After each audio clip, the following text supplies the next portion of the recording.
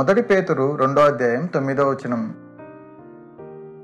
మీరు చీకటిలో నుండి ఆశ్చర్యకరమైన తన వెలుగులోనికి మిమ్మును పిలిచిన వాని గుణాతిశయములను ప్రచురం చేయు నిమిత్తము ఏర్పరచబడిన వంశమును, రాజులైన యాజక సమూహమును, పరిశుద్ధ జనమును, దేవుని సొత్తైన ప్రజలునై ఉన్నారు. ఆమెన్. 1 Peter chapter 2:9.